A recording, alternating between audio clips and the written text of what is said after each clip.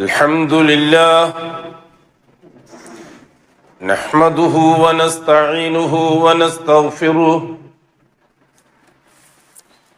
ونعوذ بالله من شرور أنفسنا ومن سيئات أعمالنا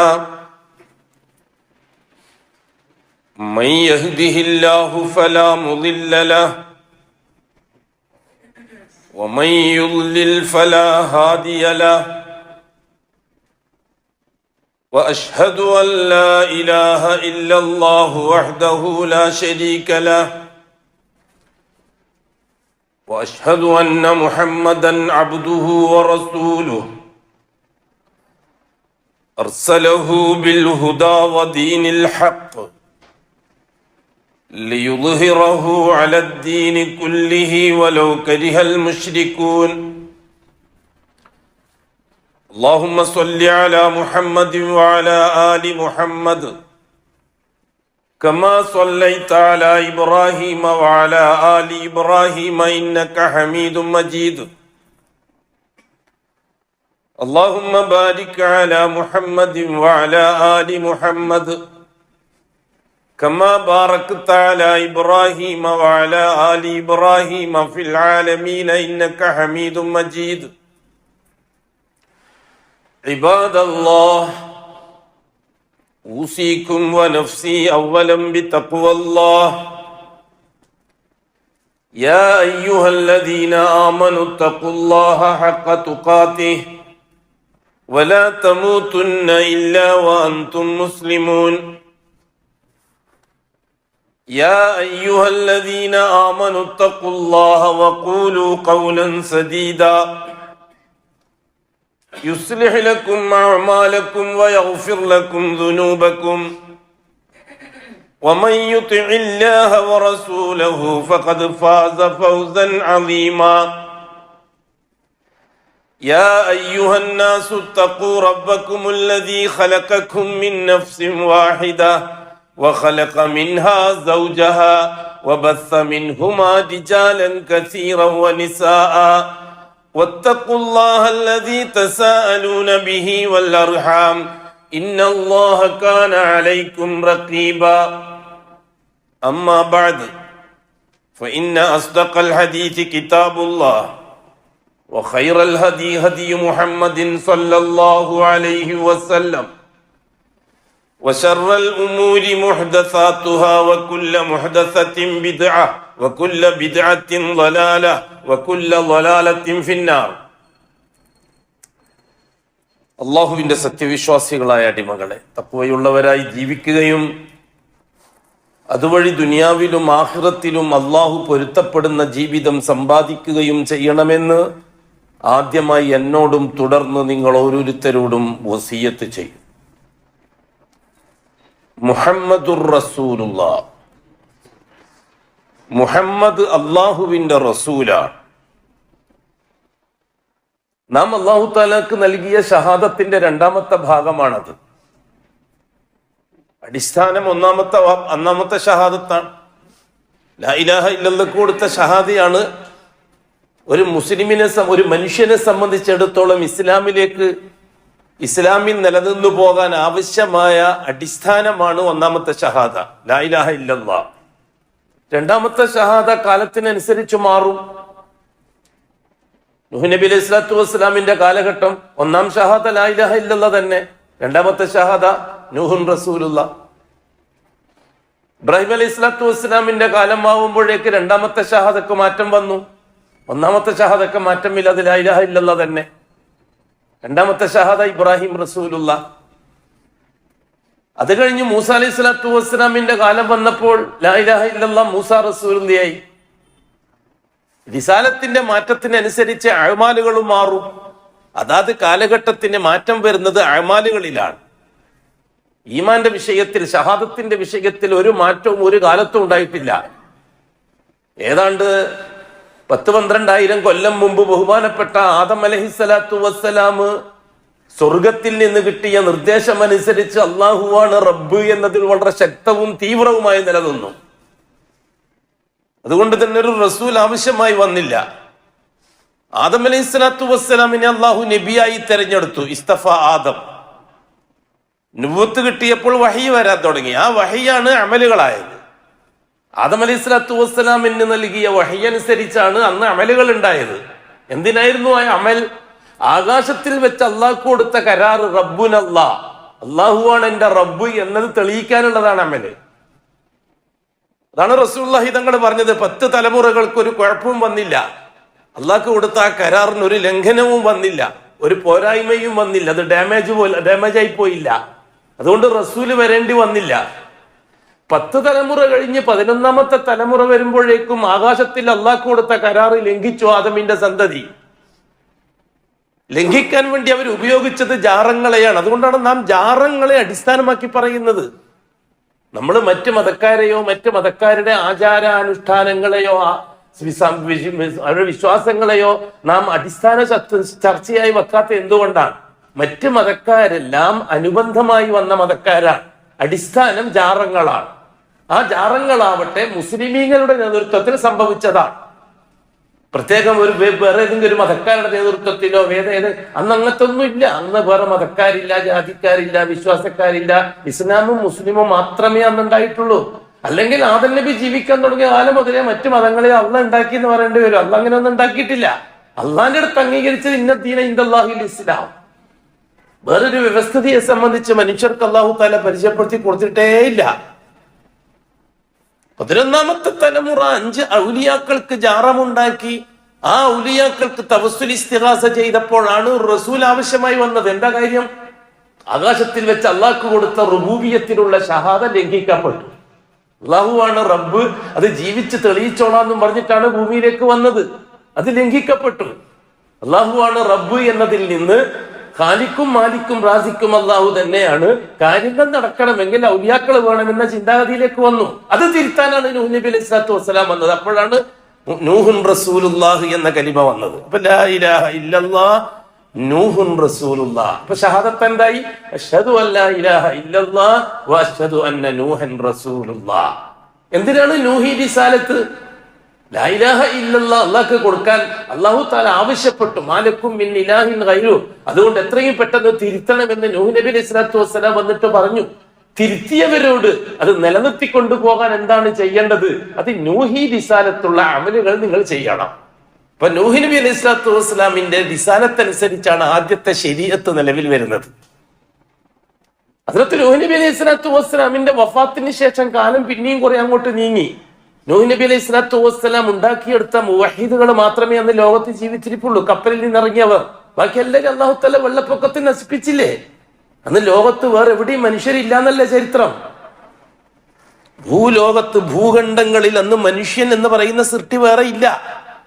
അന്ന് നൂഹ് നബിന്റെ കപ്പലിൽ ഇറങ്ങിയ ആ 72 കുടുംബമല്ലാതെ വേറൊരു മനുഷ്യ കുടുംബം ഇല്ല. ഉണ്ടെങ്കിൽ ചരിത്രത്തിൽ പറഞ്ഞതാ, പ്രമാണങ്ങൾ വെച്ചുകൊണ്ട്. സുമാറാകാൻ പാടില്ല, സുമാറാവരുത്. എല്ലാം ചരിത്ര രേഖകൾ വെച്ചുകൊണ്ടായിരിക്കണം. മാ ഖാലല്ലാ അല്ല പറഞ്ഞത്, അല്ലെങ്കിൽ മാ ഖാല റസൂലുള്ള അള്ളാന്റെ റസൂല് പറഞ്ഞത്, അല്ലെങ്കിൽ ആസാറു സഹാബ, അല്ലെങ്കിൽ അഅ്മാലു സഹാബ, സഹാബാക്കൾ പറയുകയും പ്രവർത്തിക്കുകയും ചെയ്തതാണ് പ്രമാണം. ഏതെങ്കിലും ഉസ്താദ് പറഞ്ഞു, ഷെയ്ഖ് പറഞ്ഞു, കവി പറഞ്ഞു, അല്ലെങ്കിൽ നോവലിസ്റ്റ് പറഞ്ഞു, അല്ലെങ്കിൽ ഇന്ന ചിന്തകൻ പറഞ്ഞു, അതൊന്നും വിഷയമല്ല നമ്മളെ സംബന്ധിച്ചിടത്തോളം. നമ്മളെ സംബന്ധിച്ച് പ്രമാണങ്ങളാണ് വിഷയം. പ്രമാണങ്ങൾ നിന്നുകൊണ്ട് വേണം നാം ആദർശത്തെ സംരക്ഷിക്കാൻ. ഇബ്രാഹിം അലൈഹി സ്വലാത്തു വസ്സലാമിന്റെ കാലം വരുമ്പോഴേക്കും നൂഹ് നബിന്റെ കപ്പലിൽ നിന്നിറങ്ങിയ 72 കുടുംബം ശിഥിലമായി. അവർ വീണ്ടും പഴയതിലേക്ക് പോയി.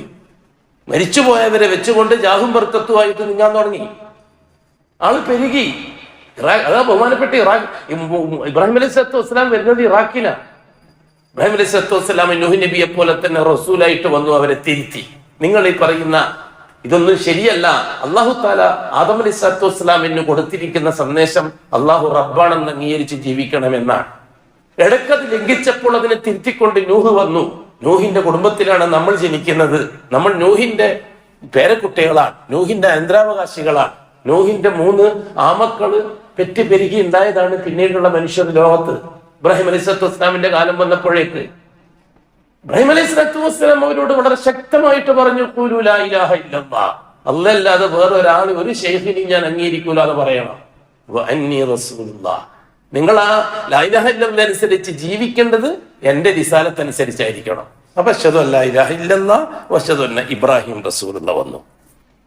ഇബ്രാഹിം അലൈഹി സ്വലാത്തു വസ്സലാമിന്റെ കാലത്തിന് ശേഷം ചരിത്രം പിന്നീട് മുന്നോട്ട് പോയി. രണ്ട് ശാഖകളായിട്ട് പിരിഞ്ഞു. ഇസ്മായിൽ അലൈഹി സ്വലാത്തു വസ്സലാമിന്റെയും ഇസ്ഹാഖ് നബി അലൈഹി സ്വലാത്തു വസ്സലാമിന്റെയും രണ്ട് മക്കൾ. ആ രണ്ട് മക്കളെ ശാഖകളായി പിരിഞ്ഞു. ഇസ്ഹാഖ് അലൈഹി സ്വലാത്തു വസ്സലാമിന്റെ പരമ്പരയിലാണ് പിന്നീട് അല്ലാഹു തആല ഈ ദൗത്യം കൈമാറുന്നത്.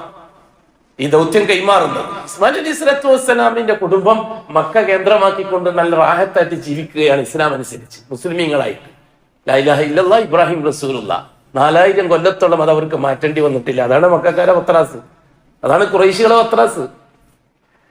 ഖുറൈശികൾക്ക് 4000 കൊല്ലത്തോളം ഒന്നും മാറ്റേണ്ടി വന്നില്ല. ലാ ഇലാഹ ഇല്ലല്ലാഹ് ഇബ്രാഹിം റസൂലുള്ളാഹ്. അത് ഇസ്മായിൽ അലൈഹി സ്വലാത്തു വസ്സലാമിന്റെ ദിസാലത്തനുസരിച്ചാണ് അവർ പഠിച്ചു വന്നത്. നിങ്ങൾ എന്താ ചിന്തിക്കാത്തത്, മനസ്സിലാക്കാത്തത്? ഇസ്മായിൽ നബിന്റെയും മുഹമ്മദ് നബിന്റെയും ഇടയിൽ 4500 കൊല്ലത്തെ ഗ്യാപ്പുണ്ട്. ഒരൊറ്റ ഒരു നബിയും ആ കാലത്ത് വന്നതായിട്ട് തെളിവില്ലല്ലോ. എന്ന് വെച്ചാൽ അള്ളാഹു തആല അവരെ കൈവിട്ടു എന്നാ പറഞ്ഞ് മനസ്സിലാക്കേണ്ടത്.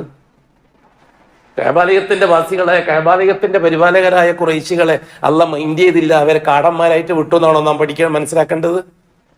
അതെ, അവർക്ക് റസൂൽ ആവശ്യമായി വന്നില്ല. കാരണം എന്താണെന്നറിയുമോ? ഇസ്മായിൽ നബിന്റെ കുടുംബം 4000 കൊല്ലത്തോളം വഹീദുകളായിരുന്നു. അല്ലാതെ വേറെ ഒരാളെയും അവർ ജീവിതത്തിൽ ഇടപെടിപ്പിച്ചിട്ടില്ല. അവർക്കൊരു ഷെയ്ഖിനെ പരിചയമില്ല. ഇതുപോലെ ആദം അലൈഹി സ്വലാത്തു വസ്സലാമിന്റെ ആദ്യത്തെ 10 തലമുറയെ പോലെ ഖുറൈശികൾക്കൊരു നബി, ഒരു ഷെയ്ഖിനെ പരിചയമില്ല, ഒരു വലിയനെ പരിചയമില്ല, ഒരു ജാറം പരിചയമില്ല, ഒരു ബിംബം പരിചയമില്ല, ഒന്നും പരിചയമില്ല അവർക്ക്. ഇബ്രാഹിം അലൈഹി സ്വലാത്തു വസ്സലാമിന്റെ പേരക്കുട്ടികൾക്ക്, ഇസ്മായിൽ നബിന്റെ മക്കൾക്ക് ഒരു ബനു ഇസ്മായിൽ, അവരെയാണ് നാം അറബികൾ എന്ന് പറയുന്നത്. അറബികൾ 2 വിഭാഗമാണ്, അദ്നാനി അറബികളും കഹ്താനി അറബികളും. അദ്നാനി അറബികൾ അവർ അഷ്റഫുൽ ഖൽക്കിന്റെ പാരമ്പര്യ അറബികളാണ്. ഇസ്മായിലി കുടുംബത്തിൽപ്പെട്ട അദ്നാൻ എന്ന ഉപ്പുപ്പയിൽ നിന്ന് വന്ന ആ സമൂഹത്തെയാണ് അദ്നാനി അറബികൾ എന്ന് പറയുന്നത്. മധ്യകാലഘട്ടത്തിൽ എവിടെയോ കൂറുപിരിഞ്ഞു പോയ യമനി അറബികൾക്കാണ് കഹ്താനി അറബികൾ എന്ന് പറയുന്നത്. അവർ യമൻ വാസികളാണ്. ആ യമനി അറബിയിൽപ്പെട്ട ഒരാളെയാണ് ഇസ്മായിൽ അലൈഹി സ്വലാത്തു വസ്സലാം വിവാഹം കഴിക്കുന്നത്. ജുർഹൂം ഗോത്രം, അവർ യമൻകാരാണ്.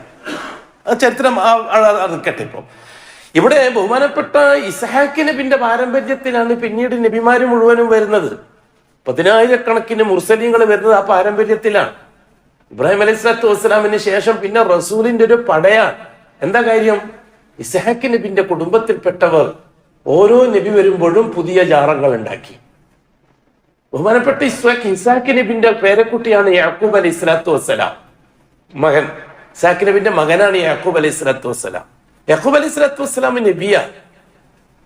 വളരെ കൃത്യമായിട്ട് യാക്കൂബ് അലൈഹി സ്വലാത്തു വസ്സലാം അവർക്ക് പറഞ്ഞു കൊടുത്തു. അവർ 12 മക്കൾ, ബിന്യാമീൻ, യൂസുഫ് 2 ആള്, പിന്നെ 10 ആള്, അതൊക്കെ 12 മക്കള്. യാക്കൂബ് നബി അലൈഹി സ്വലാത്തു വസ്സലാമിന് ശേഷം പിന്നെ ഈ ദൗത്യം വരുന്നത് യൂസുഫ് അലൈഹി സ്വലാത്തു വസ്സലാമിന്റെ കയ്യിലാണ്. യൂസുഫ് അലൈഹി സ്വലാത്തു വസ്സലാം നബിയ. അന്ന് ആദം അലൈഹി സ്വലാത്തു വസ്സലാം മക്കൾക്ക് പഠിപ്പിച്ച അതേ ദൗത്യമാണ് ഇവരെല്ലാം പഠിപ്പിക്കുന്നത്. പക്ഷെ അതിൽ നിന്ന് അവര് ജീവിച്ചിരിക്കുന്ന ജിന്നുകളെയും മരിച്ചുപോയ വലിയുകളെയും വെച്ച് അള്ളാഹുവിൽ നിന്ന് കാര്യങ്ങൾ നേടാൻ വേണ്ടി ശ്രമിച്ചപ്പോൾ അവർ ശിർക്കിലെത്തി. ആ ശിർക്ക് തിരുത്താനാണ് അവർ റസൂലായിട്ട് വരുന്നത്. യാക്കൂബ് നബി അതാണ് ചെയ്തത്, യൂസുഫ് നബി അതാണ് ചെയ്തത്. ഈജിപ്തിൽ ജയിലിൽ കിടന്നിട്ടും കൂടി യൂസുഫ് അലൈഹി സ്വലാത്തു വസ്സലാം എന്താ ചെയ്തത്? യൂസുഫ് സൂറത്ത് നിന്ന് വായിച്ചു നോക്ക്. ജയിലിൽ കിടന്നിടത്തും കൂടി ദഅവത്ത് ചെയ്യായിരുന്നില്ല യൂസുഫ് അലൈഹി സ്വലാത്തു വസ്സലാം?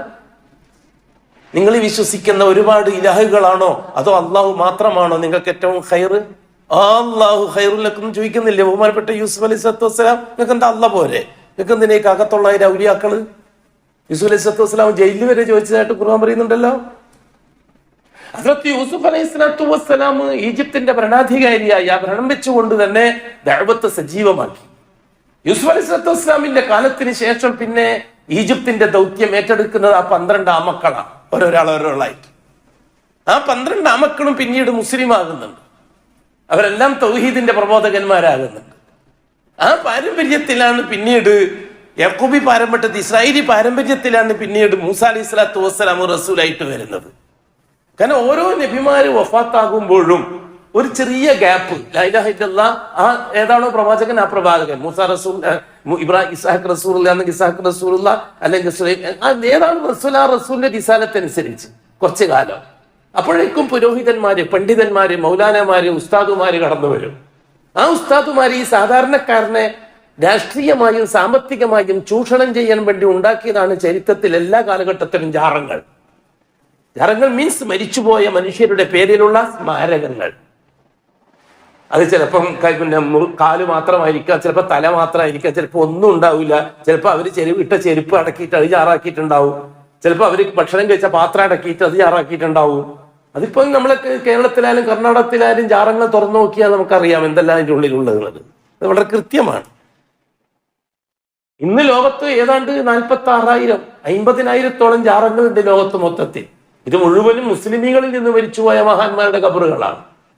അതിൽ 16,000-ഓളം ജാറങ്ങൾ ഇന്ത്യയിലുണ്ട്. 6,000-ലധികം ജാതങ്ങൾ കേരളത്തിൽ മാത്രമേ ഉണ്ട്. നിങ്ങൾ മനസ്സിലാക്കുന്നത് പോലെ എല്ലാ മഹാന്മാരും മരിച്ചിട്ട് അടക്കിയ ഖബറുകളൊന്നുമല്ല. ഒരേ ആളെ പേരിൽ തന്നെ 4-5 ഖബറുകൾ ഇന്ന് കേരളത്തിലുണ്ട്.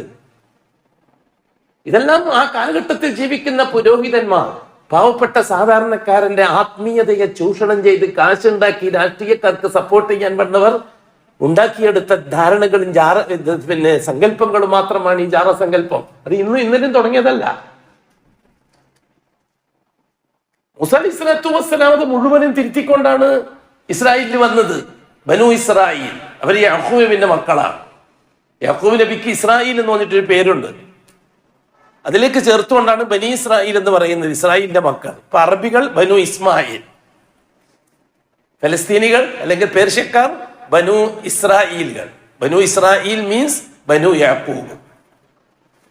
അവരിലാണ് റസൂലുകളെ അയക്കുന്നത്. കാരണം അവരിലാണ് അരാജകത്വവും അള്ളാഹു അല്ലാത്ത സൃഷ്ടികളെ, നബിമാരെ, മുർസലിങ്ങളെ, വലിയുകളെ, ഷെയ്ഖുകളെ, അതേപോലെയുള്ള സാങ്കല്പിക വസ്തുക്കളെ, ജിന്നുകളെ മുതലായവയെ ഇടയിൽ നിർത്തിക്കൊണ്ട് തവസ്സുൽ ഇസ്തിഗാസ ചെയ്യുന്നത്. ഇവരാരും ഇവർ റബ്ബാണെന്ന് വിശ്വസിച്ചിട്ടില്ല. അത് വലിയ തമാശയാണ്. അള്ളാഹു ആണ് റബ്ബ് എന്ന് വിശ്വസിക്കുന്നവരാണ് ഇവരൊക്കെ. ഈ 313 മുർസലീങ്ങൾ വന്ന ആ സമൂഹം മുഴുവനും റബ്ബ് അള്ളാഹു ആണ് വിശ്വസിക്കുന്നവരാണ്. ഉലൂഹിയത്ത് മാത്രം. അള്ളാഹുവിനെ കിട്ടാൻ മഹാന്മാർ, അള്ളാഹുവിനെ കിട്ടാൻ മഹാന്മാർ, വലിയുകൾ, ഷെയ്ഖുകൾ. ഈ കാലഘട്ടത്തിൽ, അതായത് റസൂലുള്ളാഹി സ്വല്ലല്ലാഹു അലൈഹി വസല്ലം തങ്ങൾക്ക് ശേഷം ജൂതന് നന്നായിട്ടറിയാം ഈ പോക്ക് പോയാൽ അവരൊക്കെ അപകടത്തിലാകുമെന്ന്, ആദർശപരമായി അപകടത്തിലാകുമെന്ന്. ആ മുന്നറിയിപ്പ് അല്ലാഹു തആല മദീനയിൽ വെച്ച് ജൂതന്മാർക്ക് കൊടുത്തിരുന്നു റസൂലുള്ളാഹി തങ്ങളുടെ വേഷത്തിനെ സംബന്ധിച്ച്. സൂറത്തുൽ ബഖറ പരിശോധിച്ചാൽ നമുക്കത് പഠിക്കാൻ കഴിയും. അബൂബക്കർ സിദ്ദീഖ് റളിയല്ലാഹു അൻഹുവിന്റെ കാലത്തും ഉമർ റളിയല്ലാഹു അൻഹുവിന്റെ കാലത്തും അവരുടെ തന്ത്രങ്ങൾ വിലപ്പോയില്ല. ഉസ്മാൻ റളിയല്ലാഹു അൻഹു മയമാണ് ആള്, ഇന്നസെന്റ്, ലജ്ജ, ഏറ്റവും കൂടുതൽ ലജ്ജയുള്ള ഒരാളായിരുന്നു. അതുകൊണ്ട് തന്നെ ശബ്ദത്തിൽ സംസാരിച്ച ശീലം പോലും ഉസ്മാൻ റളിയല്ലാഹു അൻഹുവിനില്ല. ആ ബലഹീനതയെ ചൂഷണം ചെയ്തുകൊണ്ടാണ് ജൂത സൃഷ്ടിയായ അബ്ദുല്ലാഹിബ്നു സബ, ജൂതനായ അബ്ദുല്ലാഹിബ്നു സബ ഇസ്ലാമിന്റെ അഡ്രസ്സിൽ മദീനയിലേക്ക് വരുന്നത്. അവിടെ മുതലാണ് മുഹമ്മദ് ഈ ശരീഅത്തിൽ ഷീയത്ത് കടന്നു വരാൻ തുടങ്ങിയത്. ഷീയത്ത് എന്ന് സംഘം എന്ന അർത്ഥം, ഗ്രൂപ്പ്. ഷിയ എന്ന് പറഞ്ഞാൽ ഗ്രൂപ്പ്. ഷീഅത്തു അലി, അലി റളിയല്ലാഹു അൻഹുവിന്റെ ഗ്രൂപ്പ് എന്നാണ്. ഷിയാക്കൾ എന്ന് പറഞ്ഞാൽ അങ്ങനെയാണ്. ഇതിങ്ങനെ പിന്നെ മൊലിശക്കങ്ങളുടെ ഗ്രൂപ്പ്, റിഫായ് ശേഖങ്ങളുടെ ഗ്രൂപ്പ്, ചാതുരി ശേഖങ്ങളുടെ ഗ്രൂപ്പ്, ഉള്ളത്തെ മദനി തങ്ങളുടെ ഗ്രൂപ്പ്, അങ്ങനെ ഗ്രൂപ്പുകളായി പെരുകി ഈ കാലഘട്ടത്തിൽ. അത് റസൂലുള്ളാഹി തങ്ങൾക്ക് ഉസ്മാൻ റളിയല്ലാഹുവിന്റെ കാലഘട്ടത്തിൽ ജൂതൻ തുടങ്ങി വെച്ചതാണ്. എന്തിനാണെന്നറിയത്? മുഹമ്മദുർ റസൂലുള്ളാഹി എന്ന റിസാലത്ത് തകരണമെങ്കിൽ ജീവിച്ചിരിക്കുന്ന ഒരു ശൈഖ് മുസ്ലിമീങ്ങൾക്ക് ഉണ്ടാവണം.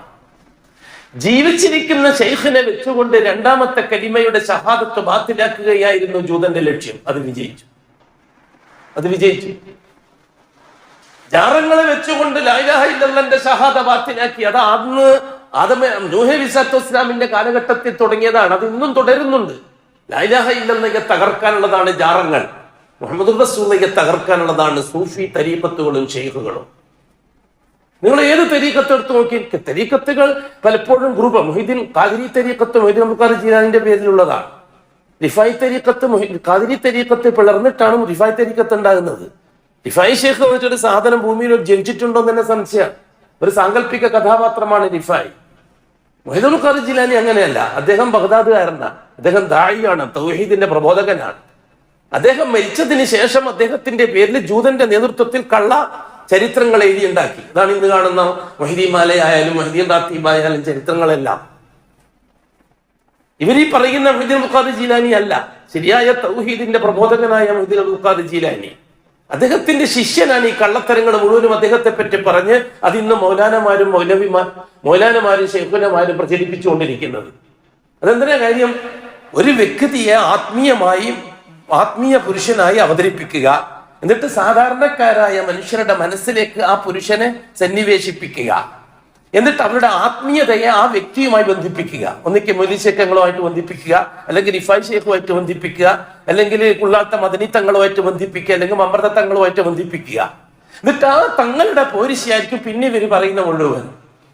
ഈ മൗലാനമാര് പ്രസംഗിക്കുന്ന മുഴുവൻ തങ്ങളെ പോരിശയായിരിക്കും. എന്താ ലക്ഷ്യം?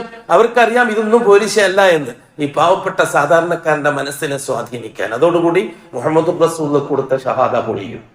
അപ്പോൾ ജാറങ്ങളെ കൊണ്ട് ലാ ഇലാഹ ഇല്ലല്ലാഹും പൊളിഞ്ഞു, തരീഖത്തുകളെ കൊണ്ട് മുഹമ്മദ് റസൂലും പൊളിഞ്ഞു. അതോടുകൂടി ഫുള്ളി കാഫിറും മുശ്രിക്കുമായി മാറി ആര്? മുസ്ലിമീങ്ങൾ. നിഷേധിച്ചിട്ട് കാര്യമില്ല. ചരിത്രം ഒളിപ്പിച്ചു വെച്ചിട്ടൊന്നും കാര്യമില്ല. ചരിത്രം കൃത്യമായി മനസ്സിലാക്കിയേ പറ്റൂ.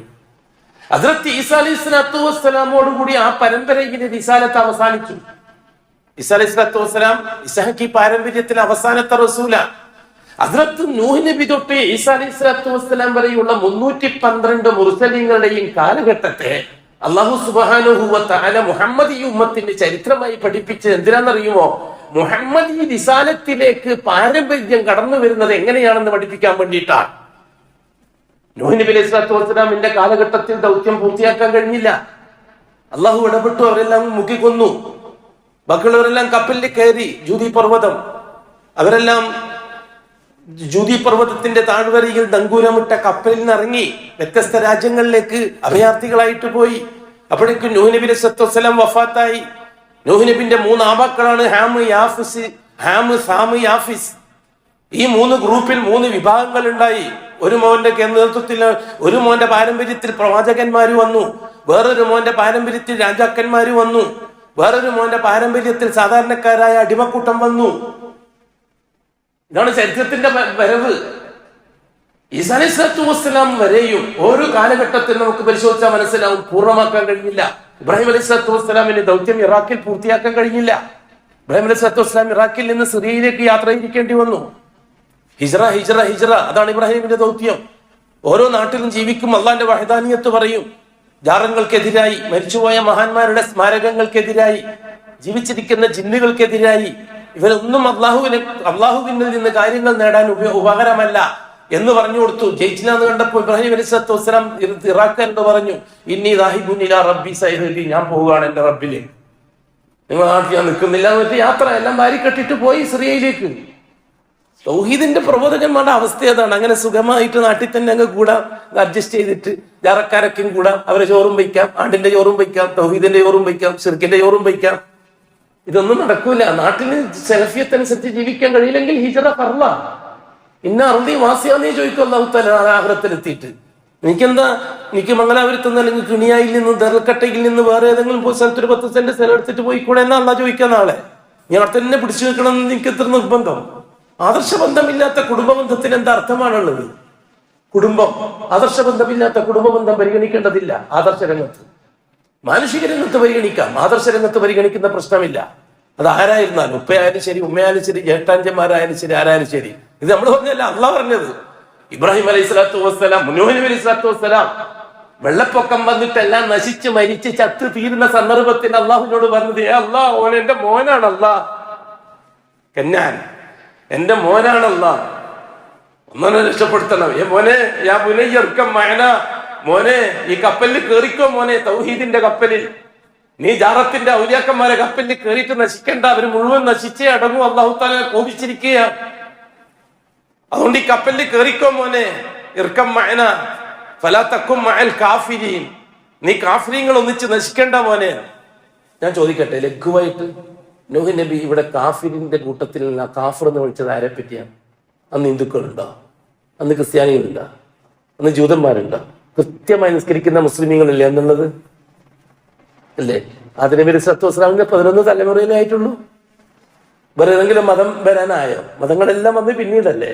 എന്നിട്ടും നൂഹ് നബി ഫലാ തകും മഅൽ കാഫിരീൻ എന്ന് പറഞ്ഞത് ഈ ജാറങ്ങൾക്ക് ഇലാഹനൃത്യം പറഞ്ഞു നടക്കുന്ന മുസ്ലിമീങ്ങളെ സംബന്ധിച്ചല്ലേ? എന്നുവെച്ചാൽ ജാറങ്ങളിൽ പോയ അവൻ കാഫിറായി, അതുകൊണ്ടാണ് കാഫിർ എന്ന് പറഞ്ഞാൽ അള്ളാഹ് പറഞ്ഞല്ലേ കൂട്ടനെ? ഇതുവരെ ഉസ്താദ് പറഞ്ഞൊന്നുമല്ല, ഏതെങ്കിലും സെൽഫി പണ്ഡിതൻ പറഞ്ഞതാണോ? അല്ലെങ്കിൽ ഫലാ തകും മഅൽ കാഫിരീൻ എന്ന വാക്കിന്റെ മഅന എന്താ പറഞ്ഞതാ? എന്തിന്റെ പേരിലാണ് അവർ കുഫറായത്? നൂഹ് നബിന്റെ ഖൗമിനെ അള്ളാഹു കാഫർ എന്ന് വിളിച്ചത് എന്തിന്റെ പേര്? ഈ ജാറമല്ലാതെ വേറെ എന്ത് തെറ്റാണ് അവർ ചെയ്തത്? നിങ്ങൾക്ക് തെളിയിക്കാൻ പറ്റുമോ? ഞാൻ ഇന്ന് 15 കൊല്ലം ചോദിക്കാൻ തുടങ്ങിയിട്ട് എന്ത് തെറ്റ് ചെയ്തിട്ടാണ് അള്ളാഹു നൂഹ് നബിന്റെ ഖൗമിനെ കാഫർ എന്ന് വിളിച്ചത്?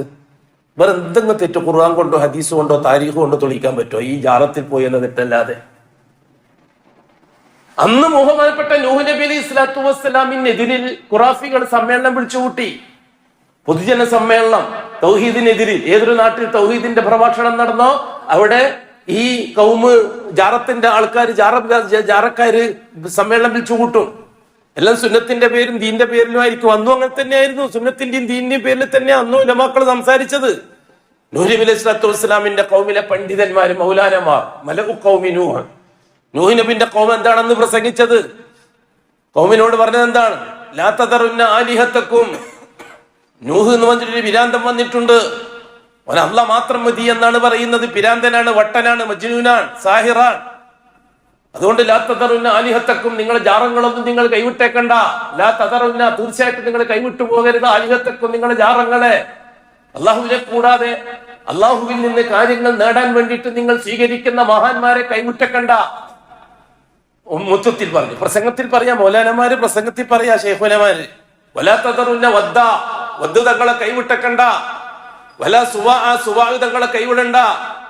വലാ യഊക വ യഊസ വ നസ്ര, യഊക തങ്ങളെ കൈവിടണ്ട, യസ്ര തങ്ങളെ കൈവിടണ്ട. അന്നത്തെ ഉസ്താദുമാർ പ്രസംഗിച്ചതാ. കാരണം അവർ ആകെ ചെയ്ത തെറ്റ് ഈ ജാറങ്ങൾ. ബഹുമാനപ്പെട്ട നൂഹ് നബി എന്താണ് ചെയ്തത്? ആ ജാറങ്ങൾക്കെതിരായിട്ട് സംസാരിച്ചു. ഇവരൊന്നും സംസാരിക്കാൻ നൂഹ് നബിക്കില്ല. ഒന്നും സംസാരിക്കുന്നുണ്ടെങ്കിൽ പറയാനല്ലേ ഞാൻ പറഞ്ഞത്. ചരിത്രത്തിൽ ഇപ്പൊ ഇബ്രാഹിം നബിന്റെ ഖൗമിനെ പറ്റി, ലൂത്ത് നബിന്റെ ഖൗമിനെ പറ്റി, ഷുഐബ് നബിന്റെ ഖൗമിനെ പറ്റി, മൂസ നബിന്റെ ഖൗമിനെ പറ്റി അവരൊക്കെ ചെയ്ത തെറ്റുകൾ നമുക്ക് ഖുർആൻ കൊണ്ടും ഹദീസ് കൊണ്ടും പറയാൻ പറ്റും. നൂഹ് നബിന്റെ ഖൗമ് ചെയ്ത തെറ്റെന്താന്ന് പറയാൻ എന്താ ആരും മിണ്ടാത്തത്? അതൊന്നും ഇപ്പം പറയണ്ട. നൂഹില്ല, നമുക്ക് മുഹമ്മദ് റസൂൽ അല്ലേ. അങ്ങനെ നമുക്ക് ഖുർആൻ അതൊന്നും ഓതണ്ട. എല്ലാം മാറ്റിയിട്ട് വെറും മുഹമ്മദ് റസൂലായിട്ട് ബന്ധപ്പെട്ടത് മാത്രം മതി ഖുർആനില്. ബാക്കിയെല്ലാം ഡിസ്മിസ് ചെയ്ത് കളാം. പിന്നെ ഇതിനെ 30 ദിവസം കൊണ്ട് നടക്കണം.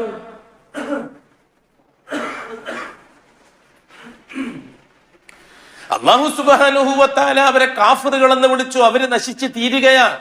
ബഹുമാനപ്പെട്ട നൂഹ് നബി അലൈഹി സ്വലാത്തു വസ്സലാം മോനെ വിളിച്ചിട്ട് പറയുന്ന വിഷയം ഇതാണ്. അവരൊന്നിച്ച് നശിക്കണ്ട മോനെ. അന്നേരം നൂഹ് നബി അലൈഹി സ്വലാത്തു വസ്സലാമിന്റെ മോൻ പറഞ്ഞത് അതെന്നെ ഇപ്പോഴും പറയുന്നത്. ഏതെങ്കിലും ഒരു സലഫി ചിന്തകൾ, തൗഹീദി പ്രഭാഷകൻ അള്ളാഹു മാത്രം മതി എന്ന് പറയുമ്പോൾ ഈ ജാറത്തിന്റെ പണ്ഡിതന്മാർ എന്താ പറയുന്നത്? അത് അന്ന് നൂഹ് നബിന്റെ ഖൗമ് മോൻ പറഞ്ഞ അതേ വാക്ക് തന്നെ പറയുന്നത്. എന്താ നൂഹ് നബിന്റെ ഖൗമ് മോൻ പറഞ്ഞത്? ബാപ്പ, ഇന്നത്തെ ദിവസം ഞാൻ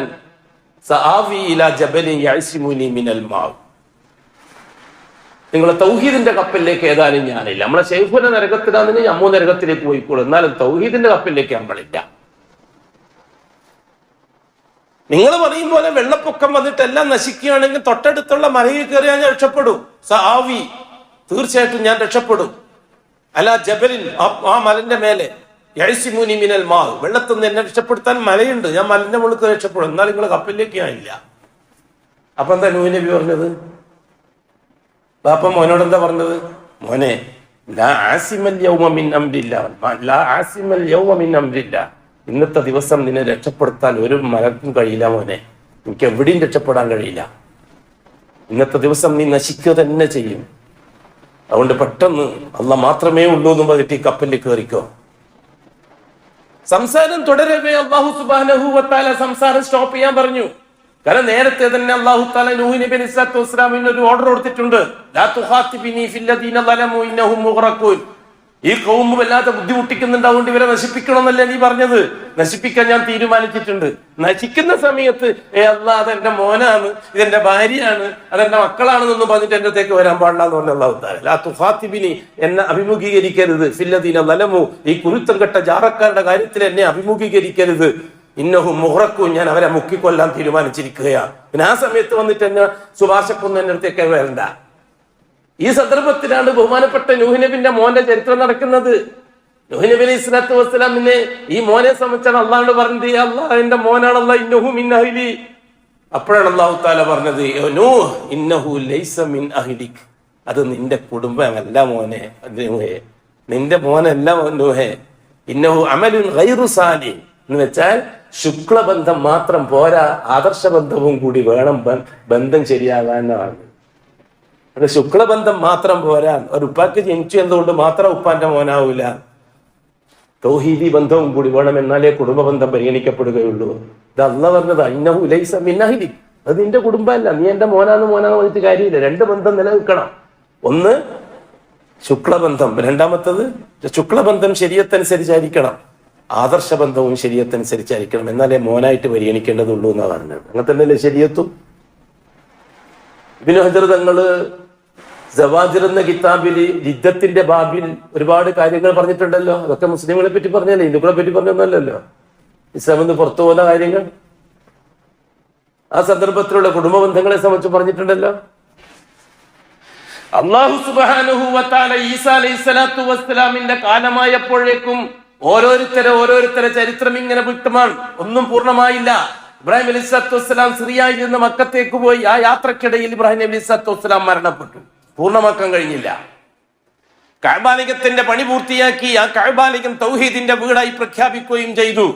എന്നിട്ട് ലോകാവസാനം വരെയും തൗഹീദ് നിലനിൽക്കാനുള്ള വീടാണിത് എന്ന് അള്ളാഹു പ്രഖ്യാപിക്കുകയും ചെയ്തു. അതാണ് ഇബ്രാഹിമി കാലഘട്ടത്തിലുള്ള പൂർണ്ണത. ലോകം മുഴുവനും എത്തിക്കാൻ കഴിഞ്ഞില്ല. മൂസ അലൈഹി സ്വലാത്തു വസ്സലാം ഇസ്രായേലിനെയും കൂട്ടിയിട്ട് കടല് കടന്ന് അക്കരയെത്തി, പേർഷ്യയിലെത്തി, ഫലസ്തീനിലെത്തി. അവരെ തൗഹീദ് പരിശോധിക്കാൻ വേണ്ടിയിട്ട് പറഞ്ഞു അള്ളാഹു മൂസ നബിയോട്. ആ പരിശോധനയിൽ 0 മാർക്കിൽ പൊട്ടി ഇസ്രായേലി കുടുംബം. ജാറത്തിന്റെ അടുത്തെത്തിയപ്പോൾ അവരെ പഴയ അവസ്ഥയിലേക്ക് പോയി. അവരെയും കൂട്ടിയിട്ട് മരുഭൂമിയിൽ കറങ്ങാൻ ആവശ്യപ്പെട്ടു അല്ലാഹു തആല. ദാരിദ്ര്യത്തിന്റെ പടുകുഴിയിലേക്ക് നീക്കപ്പെട്ടു ഇസ്രായേലി സമൂഹം. യൂശൈ നബി അലൈഹി സ്വലാത്തു വസ്സലാം ആ പാരമ്പര്യത്തിൽ ഇസ്രായേലിലേക്ക് വന്നു. അവരുടെ കാലഘട്ടത്തിലാണ് തൗഹീദ് പുനഃസ്ഥാപിക്കുന്നത്. മൂസ നബിക്കും ഹാറൂൻ നബിക്കും പൂർത്തിയാക്കാൻ കഴിയാത്ത ദൗത്യം യൂശൈ നബി പൂർത്തിയാക്കി. ആ യൂശൈ നബിന്റെ നേതൃത്വത്തിലാണ് ഇസ്രായേലി സമൂഹം ബൈത്തുൽ മുഖദ്ദസിൽ പ്രവേശിക്കുന്നത്. ചരിത്രമല്ലേ? ആ യുഗം അങ്ങ് കഴിഞ്ഞു. ലാ ഇലാഹ ഇല്ലല്ലാഹ് മൂസ റസൂലുള്ളാഹ്, ലാ ഇലാഹ ഇല്ലല്ലാഹ് ഹാറൂൻ റസൂലുള്ളാഹ്, പിന്നെ വരുന്നത് ഈസാ റസൂലുള്ളാഹ്. പൂർത്തിയാക്കാൻ കഴിഞ്ഞില്ല. ഈസാ അലൈഹി സ്വലാത്തു വസ്സലാമിന്റെ ചരിത്രത്തിൽ പുരോഹിതന്മാരാണ് മുന്നിൽ നിൽക്കുന്നത്. നൂഹ് നബിന്റെ കാലഘട്ടം പോലെ. ഇബ്രാഹിം നബിന്റെ കാലഘട്ടത്തിൽ ഭരണാധികാരികളും പുരോഹിതന്മാരും, പുരോഹിതന്മാരുടെ നേതൃത്വം ആസറിന്, ഭരണാധികാരത്തിന്റെ നേതൃത്വം നമ്രൂദിന്. മൂസ അലൈഹി സ്വലാത്തു വസ്സലാമിന്റെ കാലഘട്ടം പൗരോഹിത്യം വളരെ ശക്തമാണ്. മലഉ ഖൗമി ഫിറഔൻ, ഫിറൗന്റെ മൗലാനമാര്, ഭരണകൂടം ഫിറൗന്റേത്. അങ്ങനെയാണ് തൗഹീദിന്റെ ശത്രുക്കൾ. പിന്നെ വരുന്നത് ബഹുമാനപ്പെട്ട ഈസാ നബിന്റെ കാലം. ഈസാ നബിന്റെ കാലത്ത് ഭരണാധികാരികൾക്കല്ല പ്രത്യേകത, പുരോഹിതന്മാർക്കാണ്, പണ്ഡിതന്മാർക്കാണ്, മൗലാനമാർക്കും ശൈഖുനമാർക്കുമാണ്. അങ്ങനെ ആ യുഗമെല്ലാം അവസാനിച്ചു. ഒരു 500 കൊല്ലത്തെ ഗ്യാപ്പ് ഉണ്ടായി. അർസലല്ലാഹു മുഹമ്മദൻ സല്ലല്ലാഹു അലൈഹി വസല്ലം ഇലന്നാസി ജമീഅ. അന്ന് ആദം നബി അലൈഹി സ്വലാത്തു വസ്സലാമിന്റെ നുബുവത്തിൽ നിന്ന് തുടങ്ങി നൂഹ് നബിന്റെ റിസാലത്തും കൂടി ചേർത്ത് ചരിത്രം സഞ്ചരിക്കുകയാണ് ഏതാണ്ട് ഒരു 10,000 കൊല്ലത്തോളം. അത് അവസാനം എത്തിച്ചേരുന്നത് മുഹമ്മദുർ റസൂലുള്ളാഹ്.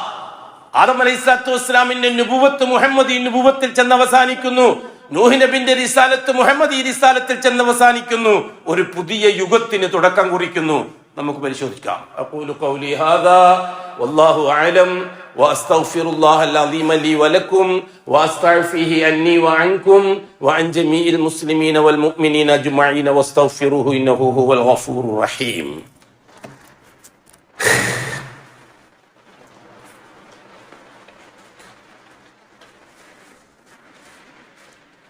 അൽഹംദുലില്ലാഹി റബ്ബിൽ ആലമീൻ വസ്സലാത്തു വസ്സലാമു അലാ അഷ്റഫിൽ മഖ്ലൂഖീൻ മുഹമ്മദിൻ വആലിഹി വസഹ്ബിഹി അജ്മഈൻ.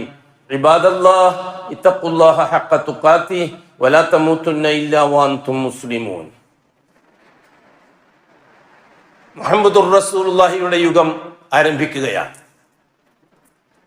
ഈസാ അലൈഹി സ്വലാത്തു വസ്സലാമിന് ശേഷം 500 കൊല്ലം കഴിഞ്ഞിട്ടാണ് മുഹമ്മദ് മുസ്തഫ തങ്ങൾ ജനിക്കുന്നത്.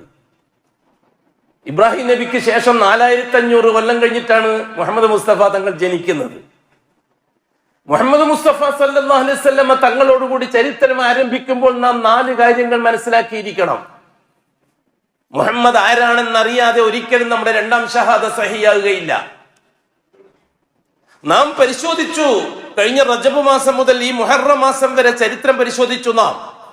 7 മാസത്തെ അള്ളാഹു ചരിത്രത്തെ പരിചയപ്പെടുത്തി തരാൻ വേണ്ടി ഉപയോഗിച്ചു. 12 മാസമാണ് അള്ളാഹുവിന്റെ കലണ്ടറിൽ ഒരു വർഷം പൂർത്തിയാവാൻ. അതിൽ 7 മാസം ആദർശത്തിന്റെയും ആദരവിന്റെയും മാസമായി പ്രഖ്യാപിച്ചു അല്ലാഹ്. അതിൽ ഒന്നാമത്തത് റജബാണ്, 7ാമത്തത് മുഹറമാണ്. അത് അവസാനിച്ചിരിക്കുകയാണ്. ഇനി അങ്ങോട്ട് സഫർ, റബീഉൽ അവ്വൽ. സഫറാണ് ഈ മാസം, നമ്മൾ നടന്നുകൊണ്ടിരിക്കുന്ന മാസം. സഫർ മാസത്തിന് ശരീഅത്തിൽ എന്തെങ്കിലും ഒരു അഡ്രസ് ഉണ്ടോ? ഒരു അഡ്രസ്സും ശരീഅത്തുൽ ഇസ്ലാമിൽ മുഹമ്മദി തരീഖയിലില്ല. രണ്ടാമതായിട്ട് വന്ന റബീഉൽ അവ്വൽ മാസം. റബീഉൽ അവ്വൽ മാസത്തിന് ശരീഅത്തിൽ എന്തെങ്കിലും ഒരു അഡ്രസ് ഉണ്ടോ? ഒരു അഡ്രസ്സും മുഹമ്മദ് റസൂലുള്ളാഹി പരിചയപ്പെടുത്തി തന്നിട്ടില്ല. പിന്നെ വരുന്ന റബീഉൽ ആഖിർ, പിന്നെ റജബ്, പിന്നെ ജുമാദുൽ അവ്വൽ, ജുമാദുൽ ആഖിർ, റജബ്. ജുമാദുൽ ആഖിറോടുകൂടി 5 മാസം അവസാനിക്കും. ആ 5 മാസത്തിൽ നമുക്ക് ചർച്ച ചെയ്യാനുള്ളത് 12 മാസവുമായി ബന്ധപ്പെടുത്താനുള്ള മുഹമ്മദുർ റസൂലുള്ളാഹിയാണ്. മുഹമ്മദ് റസൂലുള്ളാഹി ഒരു പ്രത്യേക ദിവസവുമായി അള്ളാഹു കണക്ട് ചെയ്തില്ല, ഒരു പ്രത്യേക മാസവുമായി അള്ളാഹു കണക്ട് ചെയ്തില്ല. വളരെ ഗൗരവമായി ചിന്തിക്കണം. ദുൽഹജ്ജ് മാസത്തെ ഇബ്രാഹിമി ചരിത്രവുമായിട്ട് അല്ലാഹു ബന്ധിപ്പിച്ചു. മുഹറത്തെയും ആശൂറ നോമ്പിനെയും മൂസാ ശരീഅത്തുമായിട്ട് അല്ലാഹു തആല ബന്ധിപ്പിച്ചു. അമലുകളെ ബന്ധിപ്പിച്ചുകൊണ്ട് മാസങ്ങളെ ചരിത്രത്തിന്റെ ഭാഗമാക്കി നമുക്ക് പഠിപ്പിച്ചെന്നത് അവരൊക്കെ കൊണ്ടുവന്ന ദൗത്യമാകുന്ന തൗഹീദ് വന്ന വഴി എന്താണെന്ന് പരിശോധിക്കാൻ വേണ്ടിയിട്ടാണ്, അമല് പരിശോധിക്കാനല്ല. ആശൂറ നോമ്പ് കൃത്യമായിട്ട് ജൂതന്മാര് നോക്കും, ക്രിസ്ത്യാനികളും കൃത്യമായി നോമ്പ് നോക്കുന്നവരാണ്. ജൂതന്മാര് കൃത്യമായി, മദീനയിലുള്ള ജൂതന്മാര് കൃത്യമായി തൗഹീദുള്ളവരാണ്, അല്ലാഹ് മാത്രം എന്ന് വിശ്വസിക്കുന്നവരാണ്.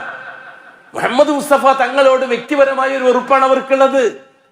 മക്കത്തെ മുശ്രിക്കീങ്ങളും മദീനത്തെ ജൂതന്മാരും തമ്മിലുള്ള വ്യത്യാസം, മക്കത്തെ മുശ്രിക്കീങ്ങൾ മുഹമ്മദ് മുസ്തഫാനെ അംഗീകരിക്കുന്നു, മുഹമ്മദ് മുസ്തഫ കൊണ്ടുവന്ന ആദർശം അംഗീകരിക്കുന്നില്ല. മദീനയിലെ ജൂതന്മാര് മുഹമ്മദ് മുസ്തഫാനെ അംഗീകരിക്കുന്നില്ല, മുഹമ്മദ് മുസ്തഫ കൊണ്ടുവന്ന ആദർശം അംഗീകരിക്കുന്നു. എന്നാണ് വ്യത്യാസം. മക്കത്തെ മുശ്രിക്കീങ്ങൾ അല്ലാഹ് മാത്രം എന്ന സിദ്ധാന്തത്തോട് യോജിക്കുന്നില്ല, പക്ഷെ മുഹമ്മദ് നബിയോട് അവർ യോജിക്കുന്നു, വ്യക്തിപരമായി, കുടുംബപരമായി, തറവാടുപരമായി. മദീനത്തെ ജൂതന്മാര് മുഹമ്മദ് മുസ്തഫ തങ്ങൾ പറയുന്ന അള്ളാഹു മാത്രം എന്നതിനോട് അവർക്ക് യോജിപ്പുണ്ട്. അത് അബ്ദുല്ലാഹി ഇബ്നു സലാം വളരെ കൃത്യമായിട്ട് പറഞ്ഞിട്ടുണ്ട്. മദീനയിൽ ആദ്യമായിട്ട് ഇസ്ലാമിലേക്ക് വരുന്നത് ഒരു ജൂത പണ്ഡിതനാണ്, ഒരു റബ്ബിയാണ്. അദ്ദേഹം തൗറാത്ത് മനഃപ്പാഠം പഠിച്ച ആളാണ്. അദ്ദേഹം അത് കൃത്യമായിട്ട് ഇസ്ലാമിലേക്ക് വന്നതിന് ശേഷം പറഞ്ഞിട്ടുണ്ട്. ഹുസൈൻ ഇബ്നു സലാം എന്നാണ് അയാളെ പേര്. റസൂലുള്ളാഹി തങ്ങളാണ് അദ്ദേഹത്തിന്റെ പേര് അബ്ദുല്ലാഹി ഇബ്നു സലാം എന്നാക്കി മാറ്റിയത്. അബ്ദുല്ലാഹി ഇബ്നു സലാം എന്ന പുരോഹിതൻ ജൂതന്മാരുടെ സ്വഭാവം കൃത്യമായിട്ട് പറഞ്ഞു തന്നിട്ടുണ്ട്. ഞങ്ങൾക്ക് നിങ്ങളെ തീർച്ചയായിട്ടും അറിയാം, ഞങ്ങളെ മക്കളെ അറിയും പോലെ. അള്ളാഹു പറഞ്ഞു, യഅരിഫൂനഹു കമാ യഅരിഫൂന അബ്നാഅഹും. സ്വന്തം മക്കളെ അറിയുന്നതിനേക്കാൾ നന്നായിട്ട് മുഹമ്മദ് മുസ്തഫാനെ ഞങ്ങൾക്കറിയാം. പക്ഷെ ഞങ്ങളുടെ അസൂയ ഞങ്ങളെ കൂട്ടത്തിൽ വന്നില്ലല്ലോ എന്നുള്ള ഒരൊറ്റ ഹുങ്കാണ് ഞങ്ങൾ നിങ്ങളെ അംഗീകരിക്കാതിരിക്കാൻ കാരണം. ഇത് അബ്ദുല്ലാഹി ഇബ്നു സലാം റസൂലുള്ളാഹി തങ്ങളോട് പറയുന്ന മദീനത്ത് വന്നപ്പോ. അതാണ് ജൂതന്മാര്. റസൂലുള്ളാഹി സ്വല്ലല്ലാഹു അലൈഹി വസല്ലമ തങ്ങളെ അംഗീകരിക്കുമ്പോൾ ആദ്യമായി നാം പരിഗണിക്കേണ്ടത് അഷ്റഫുൽ ഖൽഖിന്റെ മുഹമ്മദീയത്തിനെയാണ്. 5 കാര്യങ്ങൾ അംഗീകരിക്കണം. 1, മുഹമ്മദീയത്ത് അംഗീകരിക്കണം. 2, അബ്ദിയത്ത് അംഗീകരിക്കണം മുഹമ്മദ് നബിന്റെ. 3, മുഹമ്മദ് നബിന്റെ നുബുവത്ത് അംഗീകരിക്കണം. 4, മുഹമ്മദ് നബിന്റെ റിസാലത്ത് അംഗീകരിക്കണം. 5, മുഹമ്മദ് നബിന്റെ ശരീഅത്ത് അംഗീകരിക്കണം. എന്നാലേ രണ്ടാമത്തെ ഷഹാദ സഹിയാവുകയുള്ളൂ. പക്ഷെ തന്നെ ഉമർ റസൂൽ ദിക്ർ അൽക്കും സലാത്ത് അൽക്കും ബിരിയാണി അൽക്കും നടത്തിയിട്ടല്ലേ ഒതുക്കിയത്. ജൂതൻ എന്ത് ചെയ്തു? ലാ ഇലാഹ ഇല്ലല്ലാഹ് ദിക്ർ അൽക്കയിലും ബിരിയാണിയിലും ഒതുക്കി. കാരണം എന്താണെന്നറിയുമോ? ഈ ഉമ്മത്ത് തൗഹീദ് ചർച്ച ചെയ്യാൻ പാടില്ല എന്ന് ജൂതന് നിർബന്ധമുണ്ട്. അതേപോലെ തന്നെ ജൂതൻ ഒതുക്കി മുഹമ്മദ് റസൂലുള്ളാഹിയെ സലാത്ത് അൽക്കയിലും ബിരിയാണിയിലും ഒതുക്കി. എന്താ കാര്യം? മുഹമ്മദ് റസൂലുള്ളാഹിനെ ചർച്ച ചെയ്യാൻ പാടില്ല ഈ ഉമ്മത്ത്. മുഹമ്മദ് മുസ്തഫാന്റെ പോരിശ പറയാനേ പാടുള്ളൂ, അദ്ദേഹത്തിന്റെ റിസാലത്തും ശരീഅത്തും പറയാൻ പാടില്ല. കാരണം ഈ പാവപ്പെട്ട സാധാരണക്കാരന് കാര്യം മനസ്സിലായി പോകും. ഇപ്പോഴും അങ്ങനെ തന്നെയല്ലേ കാര്യം? സാധാരണക്കാരന്റെ കാര്യം മനസ്സിലായാൽ പിന്നെ ഈ തരീഖത്തിനെ കൈവിട്ടിട്ട് മുഹമ്മദ് ഈ റിസാലത്തിലേക്ക് ജീവിതത്തെ തിരിച്ചു കൊണ്ടുപോകും. അതോടുകൂടി അവൻ ലാ ഇലാഹ ഇല്ലല്ലാഹ് കൊടുത്ത ഷഹാദ ജീവിതത്തിന്റെ പ്രമാണമാക്കും, മുഹമ്മദ് റസൂലിന് കൊടുത്ത ഷഹാദ ജീവിതത്തിന്റെ പ്രമാണമാക്കും. അല്ലാഹു അക്ബർ. ഇസ്ലാമാണ് നാം പറയുന്നത്. ചിന്തിച്ചേ പറ്റൂ. മഹാഭൂരിപക്ഷം അക്കരെയുണ്ട് ഒന്നും നമുക്ക് വിഷയമല്ല. ഭൂരിപക്ഷം ഇവിടെ വിഷയമേ അല്ല. കലീലം തദക്കറും, ചിന്തിക്കുന്ന ന്യൂനപക്ഷത്തോടാണ് നാം സംസാരിക്കുന്നത്. അള്ളാഹു പറഞ്ഞത് കലീലം തദക്കറുൻ, വളരെ ചെറിയ ന്യൂനപക്ഷത്തിനെ ചിന്തിക്കാൻ പറ്റുള്ളൂ എന്ന് അള്ളാഹു തആല ഇസ്ലാമിനെ പറ്റിയാ പറഞ്ഞത്. ഒന്നാമത് മുഹമ്മദിയത്ത്. ഞാൻ ചോദിക്കുന്നു നിങ്ങളോട്, മുഹമ്മദ് മുസ്തഫ സല്ലല്ലാഹു അലൈഹി വസല്ലം അബ്ദുൽ മുത്തലിബിന്റെ പേരക്കുട്ടിയായി അബ്ദുല്ലാന്റെ മോനും ആമിനാന്റെ മോനുമായിട്ട് ജനിച്ചു വീണു. ഞാൻ നിങ്ങളോട് നിഷ്പക്ഷമായി ചോദിക്കുന്നു, മുഹമ്മദ് മുസ്തഫ ജനിച്ചത് ഹിന്ദു മതത്തിലാണോ, ക്രിസ്തു മതത്തിലാണോ, ജൂതമതത്തിലാണോ, മജൂസി മതത്തിലാണോ മുഹമ്മദ് മുസ്തഫ ജനിച്ചു വീഴുന്നത്, അതോ ഇസ്ലാമിലാണോ? പഠിക്കേണ്ടതുണ്ട്. സുമാറിങ്ങനെ ഒളിപ്പിച്ചു വെച്ചിട്ട് സലാത്ത് മൽക്കി കൊണ്ട് നടന്ന സംഗതി നടക്കൂല. അതാ തന്നെ സൽഫികള് തൗഹീദ് തൗഹീദ് എന്ന് പറഞ്ഞിട്ട് കയ്യുനക്കി കൊണ്ട് നടന്ന സംഗതി ആവൂല. മുഹമ്മദുർ റസൂൽ ജനിച്ചു വീഴുന്നത് ഏത് മതത്തിലാണെന്ന്, ഏത് മതമാണ് നിലവിലുണ്ടായിരുന്നത് മക്ക കേന്ദ്രമാക്കിക്കൊണ്ട്? ശിർക്കി മതത്തിലാണോ, കുഫ്ർ മതത്തിലാണോ? ആണോ? അഷ്റഫുൽ ഖൽഖ് ആദ്യം മുശ്രിക്കായിരുന്നോ നബിയാകുന്നതിന് മുമ്പ്? അഷ്റഫുൽ ഖൽഖ് കാഫിറായിരുന്നോ നബിയാകുന്നതിന് മുമ്പ്? വല്ലാഹി പ്യൂർ ഇബ്രാഹിമി ശരീഅത്തനുസരിച്ചുള്ള മുസ്ലിം ആയിരുന്നു മുഹമ്മദ് മുസ്തഫ സല്ലല്ലാഹു അലൈഹി വസല്ലം. ആ ഇസ്മായിലി കുടുംബത്തിലാണ് ബഹുമാനപ്പെട്ട മുഹമ്മദ് റസൂലുള്ളാഹി സ്വല്ലല്ലാഹു അലൈഹി വസല്ലം ജനിച്ചു വീഴുന്നത്. ഇബ്രാഹിം അലൈഹിസ്സലാത്തു വസ്സലാമിന്റെ ദൗത്യം നിലനിൽക്കുന്ന കാലം, ആ കാലഘട്ടത്തിലെ അറബികൾ കൃത്യമായി നിസ്കരിക്കുന്നവരായിരുന്നു, കൃത്യമായി നോമ്പ് നോക്കുന്നവരായിരുന്നു ഖുറൈശികൾ, കൃത്യമായി ഹജ്ജ് ചെയ്യുന്നവരും ഉംറ ചെയ്യുന്നവരുമായിരുന്നു ഖുറൈശികൾ. അഷ്റഫുൽ ഖൽഖ് വരുന്നതിന് മുമ്പേ ഇസ്ലാം നിലവിലുണ്ടായിരുന്നു. ആ കാലഘട്ടത്തിൽ സയ്യിദ് ബിൻ അംർ ബിൻ നുഫൈൽ അഷ്റഫുൽ ഖൽഖ് ജനിക്കുന്നതിന് മുമ്പേ മരിച്ചുപോയ മുസ്ലിമാണ്, മുവഹിദാണ്. അദ്ദേഹം സ്വർഗത്തിൽ ഞാൻ കണ്ടു എന്ന് അഷ്റഫുൽ ഖൽഖ് പറഞ്ഞിട്ടുണ്ട്. ഏത് നബിന്റെ കെയർ ഓഫില്? മുഹമ്മദ് മുസ്തഫ തങ്ങൾ ജനിച്ചു വീഴുന്ന സന്ദർഭത്തിൽ അവിടെ ഇസ്ലാമും മുസ്ലിമും ഉണ്ടെന്നുള്ള തെളിവല്ലേ അത്? അങ്ങനെ എത്ര എത്ര തെളിവുകൾ. ഹുനഫാക്കൾ, താരിഖിന്റെ കിതാബുകളിൽ ഹുനഫാക്കൾ എന്നൊരു വിഭാഗത്തെ ചർച്ച ചെയ്യുന്നുണ്ട്. ഇബ്രാഹിമി ശരീഅത്തും മില്ലത്തും മാറിയിട്ടില്ലാത്തവർ, അത് മുഹമ്മദ് റസൂലുള്ളാഹി തങ്ങൾ വരുന്നത് വരെയും മക്കത്തുണ്ടായിരുന്നു. ആ പാരമ്പര്യത്തിലാണ് അഷ്റഫുൽ ഖൽഖായ മുത്തായ പൂവ് ജനിക്കുന്നത്. നാം മനസ്സിലാക്കണം. മുഹമ്മദിയ്യത്ത് അറിഞ്ഞിരിക്കണം. അങ്ങനെ ഒരു നബിയുണ്ടെന്ന് ഞാൻ പറയുന്നത് കേട്ടിട്ടെന്ന് പറഞ്ഞാൽ ശരിയാവില്ല. രണ്ടാമത്തെ ഷഹാദ സഹിയാകണമെങ്കിൽ മുഹമ്മദുർ റസൂലുള്ളാഹിയിലെ ഒന്നാമത്തെ ഭാഗമായ മുഹമ്മദിയ്യത്ത് പഠിച്ചിരിക്കണം. കാരണം അല്ലാഹു തആല പരിശുദ്ധ ഖുർആനിൽ ആ പേരെടുത്തിട്ടാണ് നമുക്ക് റസൂലിനെ പരിചയപ്പെടുത്തി തരുന്നത്. മുഹമ്മദുർ റസൂലുള്ളാഹ് വമാ മുഹമ്മദുൻ ഇല്ലാ റസൂൽ, അല്ലേ ഖുർആൻ? അതുകൊണ്ട് തന്നെ ആ പേര് ഏത് വ്യക്തിയുടേതാണെന്ന് കൃത്യമായി നാം അറിഞ്ഞിരിക്കണം. ഒരു മുസ്ലിമായ ഒരുത്തനോട് ചോദിച്ചു, മുഹമ്മദ് നബിന്റെ പാരമ്പര്യം എനിക്കറിയാവോ, കുടുംബം അറിയാവോ, നബി തങ്ങൾ മുഹമ്മദ് നബി എവിടുത്തുകാരനെന്ന് അറിയാവോ? അതൊന്നും എനിക്കറിയില്ല എന്നാണ് പറയുന്നത്. നിന്റെ ഷഹാദത്ത് അപ്പം ബാത്തിലാവും. അറിഞ്ഞിരിക്കണം നീ മുഹമ്മദ് ആരാണെന്ന്, എന്നാലേ രണ്ടാമത്തെ ഷഹാദത്ത് ചെയ്യാവുള്ളൂ. തമസിങ്ങളിയ ഷഹാദ മുഹമ്മദ് ആരാണെന്ന് അറിഞ്ഞിരിക്കണം. ആരുടെ മോനാണ് മുഹമ്മദ് എന്ന് അറിഞ്ഞിരിക്കണം. ഏത് തറവാട്ടുകാരനെന്ന് അറിഞ്ഞിരിക്കണം. ഏത് നാട്ടിലാണ് ജനിച്ചതെന്ന് അറിഞ്ഞിരിക്കണം. ഏത് നാട്ടിലാണ് മരിച്ച് വഫാത്തായതെന്ന് അറിഞ്ഞിരിക്കണം.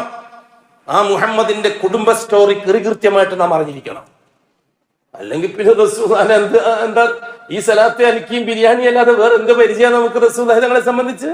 ഓരോ വ്യക്തിയും അറിഞ്ഞിരിക്കണം. അത് പള്ളിയിൽ ഉസ്താദ് മാത്രം അറിഞ്ഞാൽ പോരാ. അതുകൊണ്ട് മുഹമ്മദിയത്ത് കൃത്യമായിട്ട് നാം പഠിച്ചിരിക്കണം. പരിശുദ്ധ ഖുർആൻ മുഹമ്മദിനെ പരിചയപ്പെടുത്തി തന്നിട്ടുണ്ട് ഇഷ്ടം പോലെ. ഹദീസിൽ ഒരുപാട് മുഹമ്മദിനെ പരിചയപ്പെടുത്തി. ഏതെങ്കിലും കഥാകാരന്റെ കഥ ആവശ്യമില്ല, ഏതെങ്കിലും നോവലിസ്റ്റിന്റെ നോവൽ ആവശ്യമില്ല, ബൂസിരിയെ പോലെയുള്ള കഥാകാരന്റെ കഥയൊന്നും അതിന് ആവശ്യമില്ല.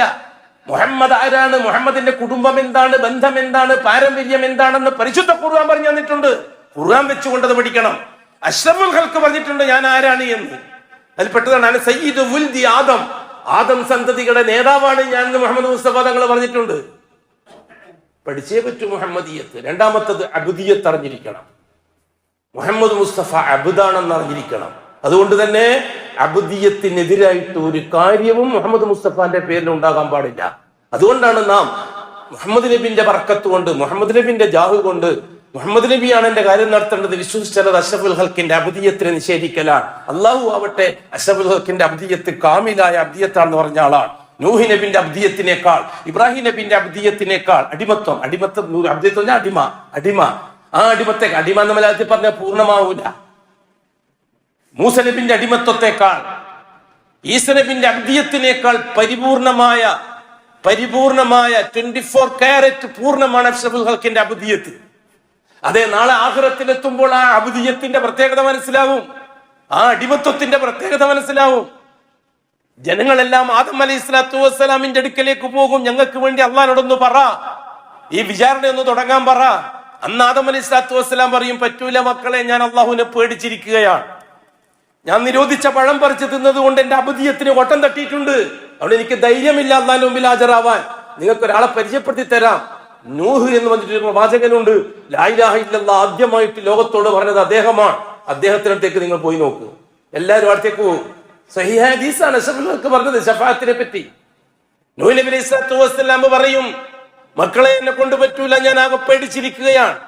ജനങ്ങളെയെല്ലാം ഹിദായത്തിലേക്ക് ക്ഷണിക്കാൻ വേണ്ടി അള്ളാഹു എന്നെ നിയോഗിച്ചത്. ജനങ്ങൾ എന്നെ പിരാന്തനാക്കി, എനിക്ക് വിഷമിച്ചു, എനിക്ക് വിഷമം വന്നു, എന്റെ മനസ്സ് ബേജാറായി. ഞാൻ അവർക്കെതിരായിട്ട് അള്ളാഹുവിനോട് ദുആ ചെയ്തു, ലാ തദർ അലൽ അർദി മിനൽ കാഫിരീന ദയ്യാറ. ഞാൻ നശിപ്പിക്കണം അള്ളാഹിനോട് പറയാനല്ല ഞാൻ പ്രവാചകനായി വന്നത്, ഇവരെ ഒന്ന് രക്ഷപ്പെടുത്തണം അള്ളാഹു എന്ന് പറയാനാണ് ഞാൻ പ്രവാചകനായിട്ട് വന്നത്. പക്ഷെ എനിക്ക് താങ്ങാൻ കഴിഞ്ഞില്ല, അബ്ദിയത്ത് പൂർണ്ണമാക്കാൻ കഴിഞ്ഞില്ല. അതുകൊണ്ട് എന്റെ അള്ളാഹു നിന്നെ അയച്ച ദൗത്യം അവരെ ആരും നശിപ്പിക്കണം എന്ന് പറയാനല്ലല്ലോ എന്നോട് ചോദിച്ചാൽ എനിക്ക് മറുപടിയില്ല. മക്കളെ, നിങ്ങൾക്ക് ഞാൻ ഒരാളെ പരിചയപ്പെടുത്തി തരാം. ഇബ്രാഹിം എന്ന് പറഞ്ഞിട്ട് ഒരാളുണ്ട്. മൂപ്പരാണ് തൗഹീദിന്റെ ബാപ്പ, ഈമാന്റെ ബാപ്പ. അവിടത്തെ നിന്ന് പോയി നോക്കുക, അള്ളാഹ്ക്ക് ഇഷ്ടപ്പെട്ട ഖലീലാണ്. പോയി ഇബ്രാഹിം അലൈഹി സ്വലാത്തു വസ്സലാം പറഞ്ഞു, മക്കളെ, എന്നെ കൊണ്ട് പറ്റൂല അള്ളാഹുവിന്റെ മുമ്പിൽ ഹാജരാവാൻ. ഞാൻ എന്റെ ഭാര്യ സാറാനെയും കൂട്ടിയിട്ട് ഇറാഖിൽ നിന്ന് സിറിയയിലേക്ക് പോകുന്ന വഴിമധ്യേ നാട്ടുരാജാവ് ഞങ്ങൾ പിടികൂടി. ആരാണെന്ന് ചോദിച്ചപ്പോൾ മറ്റുള്ളവന്റെ ഭാര്യമാരെ പിടിച്ചെടുക്കുക എന്നുള്ളൊരു ദുസ്വഭാവമുള്ള രാജാവാണ്. ഉമ്മാനെയും പെങ്ങളെയും വെറുതെ വിടുമെന്നറിഞ്ഞു ഇബ്രാഹിം. അതുകൊണ്ട് തന്നെ അവിടെ നിന്നൊരു വാക്ക് പറഞ്ഞു, ഇതെന്റെ പെങ്ങളാണ് എന്ന്. സാറാനെ സംബന്ധിച്ച് അള്ളാഹു ചോദിക്കുന്ന ആളെ ആഖിറത്തിൽ ഭാര്യനെ പറ്റി പെങ്ങളെന്ന് പറയാൻ കാരണം എന്താണ്? അതിന് ഇബ്രാഹിം നബിക്ക് ന്യായമുണ്ട്. ദീനുൽ ഇസ്ലാമിന്റെ വിഷയത്തിൽ വിശ്വാസത്തിൽ എന്റെ സഹോദരിയാണ്. ഇന്നമൽ മുഅ്മിനൂന ഇഖ്വ. അവിടെ ഈ മുഹമ്മദ് മുസ്തഫാന്റെ ദൗത്യമാണ് ഇബ്രാഹിം നബിക്ക് രക്ഷക്ക് വരിക. അവിടെ ഞാൻ ഒരാളെ പരിചയപ്പെടുത്തി തരാം. ഈസ എന്ന് പേരുള്ള ഒരാളുണ്ട്, മൂസ എന്ന് പറഞ്ഞിട്ട് ഒരാളുണ്ട്. അവിടത്തേക്ക് പോയി നോക്കുക. മൂസ അലൈഹി സ്വലാത്തു വസ്സലാമും ഇതേ രീതിയിൽ തന്നെയാണ് കാര്യങ്ങൾ. മൂസ അലൈഹി സ്വലാത്തു വസ്സലാം പറയും, എനിക്ക് പറ്റൂല, ഞാൻ പേടിക്കുന്നു. ഞാൻ ഒരാളെ കിബുത്തി വിഭാഗത്തിൽ നിന്ന് രണ്ട് കൂട്ടർ തമ്മിലടിക്കുമ്പോൾ എന്റെ വിഭാഗത്തിൽ പെട്ടവനെ രക്ഷപ്പെടുത്താൻ വേണ്ടി മറ്റവനെ ഞാൻ കൊന്നുകളഞ്ഞിട്ടുണ്ട്. അതിനെപ്പറ്റി അള്ളാഹു തആല എനിക്ക് പുറത്തു തന്നെങ്കിലും നാളെ ആഖിറത്തിൽ എന്നോട് ചോദിച്ചേക്കുമെന്ന് എനിക്ക് പേടിയുണ്ട് ഇന്ന്. അതുകൊണ്ട് എനിക്ക് എന്റെ അള്ളാഹുവിനെ അഭിമുഖീകരിക്കാൻ എനിക്ക് വിഷമമുണ്ട്. അബുദിയത്ത് പൂർത്തിയാക്കാൻ കഴിഞ്ഞിട്ടില്ല. നിങ്ങൾക്ക് ഒരാളെ പറഞ്ഞു തരാം, നിങ്ങൾ ഈസാ നബിയുടെ അടുത്തേക്ക് ഒന്ന് പോയി നോക്ക്. ഈസാ അലൈഹി സ്വലാത്തു വസ്സലാം പറയും, എന്റെ റബ്ബ് എന്നെ ചോദ്യം ചെയ്യാൻ വേണ്ടി കാത്തിരിക്കുകയാണ്. യാ ഈസ ഇബ്ന മറിയം അഅൻത ഖുൽത ലിന്നാസി ഇത്തഖിദൂനി വഉമ്മി ഇലാഹൈനി മിൻ ദൂനില്ലാഹ്. ഓ ഈസ, ഈ ക്രിസ്ത്യാനികളെല്ലാം ഹാജരാക്കിക്കൊണ്ട് ഈസാ നബിനെ വിളിപ്പിക്കുക. ആ സദസ്സിൽ വെച്ച് ഈസാ നബി അള്ളാഹു ചോദ്യം ചെയ്യും, ഓ ഈസ, നീയാണോ ഈ ജനങ്ങളോട് എന്നെ കൂടാതെ നിന്റെ ഉമ്മാനെയും നിന്നെയും വിളിച്ച് പ്രാർത്ഥിക്കണം, ആവശ്യങ്ങളൊക്കെ ഇവരെ കൊണ്ട് നടക്കുമെന്ന് നീ പറഞ്ഞതാണോ?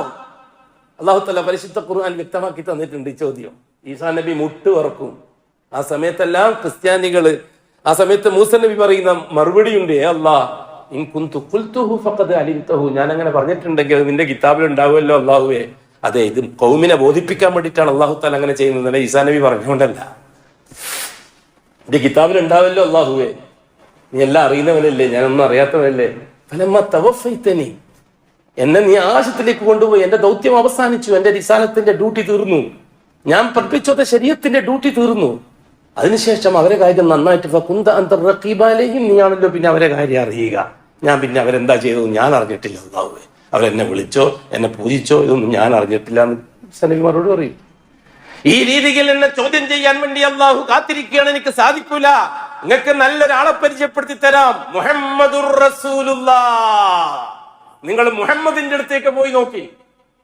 കാമിൽ മുക്കമ്മലാണ് മുഹമ്മദ്. തീർച്ചയായിട്ടും നിങ്ങളുടെ കാര്യത്തിൽ ഒരു പരിഹാരം ഉണ്ടാകും. റസൂലുള്ളാഹി തങ്ങൾ പറയുന്നു, ജനം എന്റെ അടുക്കലേക്ക് വരും, ഈ വിഷയം എന്റെ മുമ്പിൽ അവതരിപ്പിക്കും. ഫഖുൽതു നഅം, ശരി, ഞാൻ നോക്കാമെന്ന് ഞാൻ പറയും. അതാണ് അബ്ദിയത്തിന്റെ പൂർണ്ണത. മനസ്സിലാകുന്നുണ്ടോ പറയുന്നത്? അതാണ് ഹബീബിന്റെ അബ്ദിയത്തിന്റെ പൂർണ്ണത, അടിമത്വത്തിന്റെ പൂർണ്ണത അള്ളാഹുവിന്റെ മുമ്പിൽ.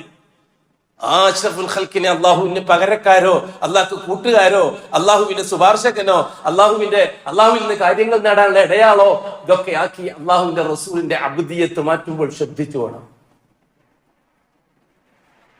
ഒരു മനുഷ്യനോട് ചോദിച്ചു, എനിക്ക് മൊയ്തീശങ്ങളെ അറിയാവോ? എനിക്ക് അയാളെ ഒന്നും അറിയില്ല. ആരാണെന്ന് എനിക്കറിയില്ല. അവന്റെ ഇമാമത്തിലേക്ക് പോവോ? അവൻ ഇസ്ലാമിൽ നിന്ന് പുറത്തു പോവോ?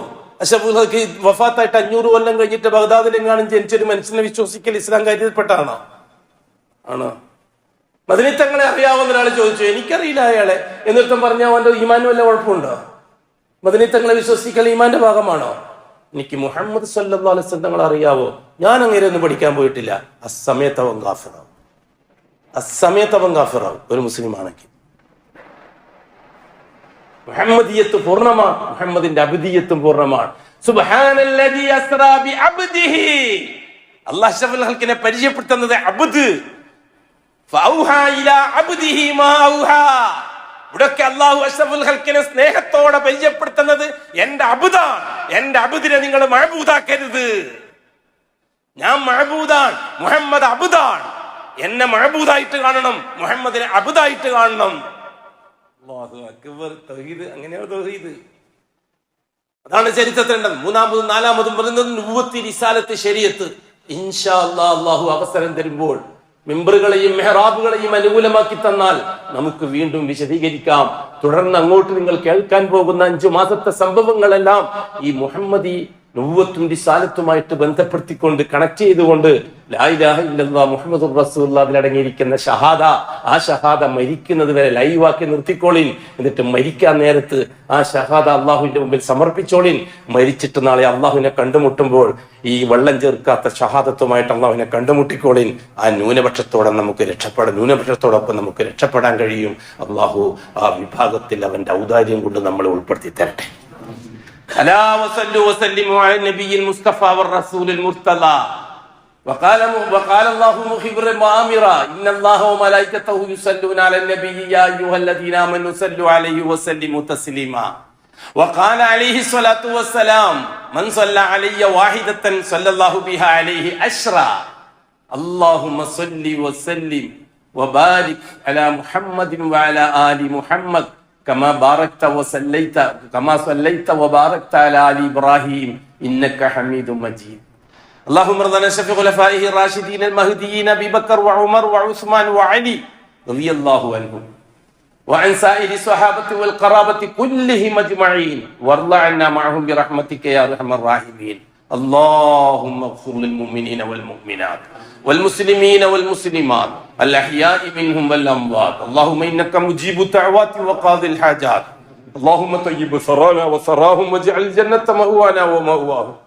اللهم اصلح لنا ديننا الذي فهو عصمة أمرنا ودنيانا التي فيها معاشنا وآخرتنا التي فيها معادنا. اللهم اجعل الحياة زيادة لنا في كل خير واجعل الموت راحة لنا من كل شر. ربنا اغفر لنا ولإخواننا الذين سبقونا بالإيمان ولا تجعل في قلوبنا غلا للذين آمنوا ربنا إنك رؤوف رحيم. ربنا آتنا في الدنيا حسنة وفي الآخرة حسنة وقنا عذاب النار. إن الله يأمر بالعدل والإحسان وإيتاء ذي القربى وينهى عن الفحشاء